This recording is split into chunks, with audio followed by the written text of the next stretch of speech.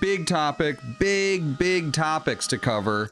One of the biggest, honestly, and that is the American Dental Association.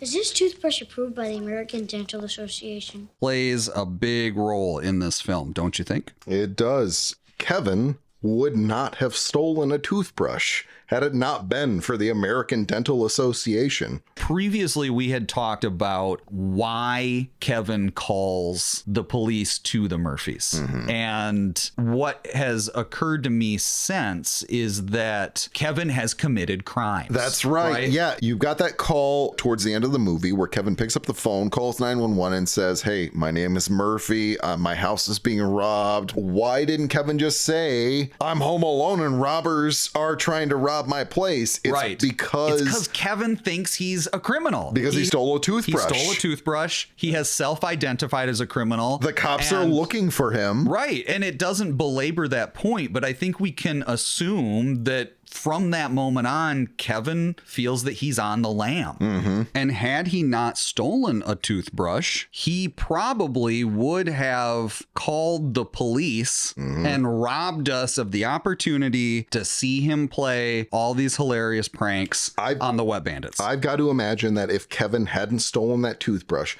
he would have called the cops beforehand and said, let's set up a sting. These guys are robbing my neighborhood, and I'm going to give them to you on a platter. Exactly. But he couldn't do that because he thought he was one of them. It's criminal against criminal. He's fully in the underworld now. It all starts at the pharmacy. Old man Marley, he's there too, and maybe he's part of the underworld as well. What do you think? Not to immediately get derailed, but what's Marley buying at the pharmacy? He has Band-Aids, right? Yeah, he does have Band-Aids. He grabs the Band-Aids, brings them up to the counter, and then slams his hand down.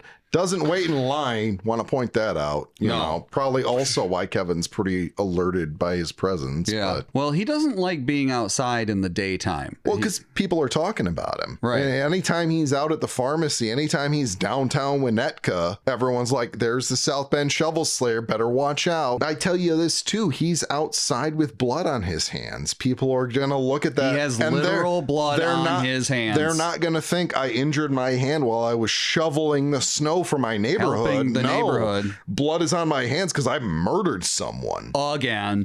We know that Kevin is a precocious kid, but I think it's hilarious that he has the ADA in his mind as something that's important. And I don't know if he's screwing with the staff or not. I can't imagine he actually cares. Where does this come from? Did he hear his mom on the phone talking to one of her friends about ADA approved toothbrushes, or a commercial that said 4 out of 5 dentists or whatever? I can't even. Why an 8-year-old knows about the ADA and ADA approval and what that even means is beyond me, but I love it. I've got to imagine that Kevin has never seen the packaging for any of his toothbrushes. Right. You know, it's like his mom bought them for him and they just showed up in the bathroom.